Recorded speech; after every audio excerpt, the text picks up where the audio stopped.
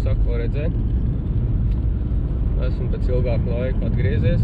Šodien atkal braucam uz vilkskrējienu. Varbūt nav pareizākā lieta vienkārši braukt un runāt ar jums, bet tas jau nav telefons tādā ziņā.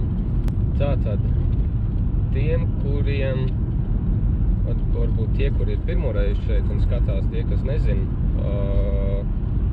kur es dodos, ko es daru, tas ir tāds kā stipro skrējiens apmēram Latvijā.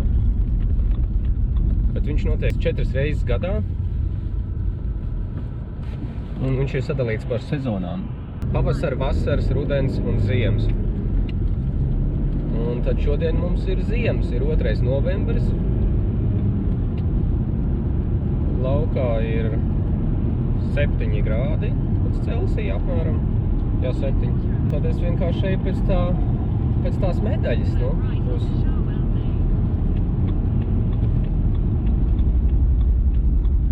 Četras reizes ir jāpiedalās, viss 4 reizes vienā gadā, ja tu pēc kārtas piedalies, tad tu iegūst medaļu un alfa vilku titulu, tādu kā tas uz krekla. Mēs jau esam diezgan tuvu īstenībā, jau. Morning. Good morning. It's a proper muddy today. How it's gonna be? Thank you. Es gribēju parādīt jums to iebraucamo ceļu. Tā kā stāvlī gandrīz jābrauc iekšā dubuļi, tā līdz pusriepai iet cauri Uksēdam. Vai Dievs!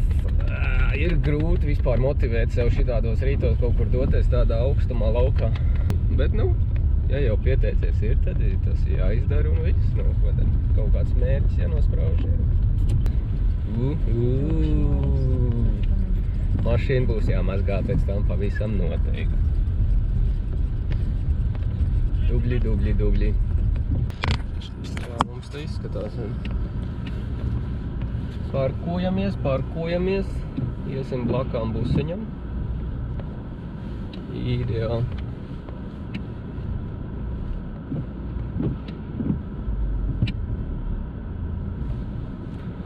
Thank you very much.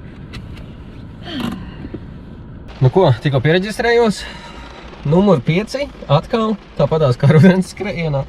Laikam tas tāds baigi laimīgais cipars. Tad jau jāfinišē vismaz 5. Mēs varam doties jau iesildīties ārā. Nenormāli gāžu lietas tagad. Šidā te. Tāds kā viss nāk lejā. Staigā liecākās. Forši. Un ārā ir nenormāli augsts arī. Augsts ir tā, ka pirksts salst.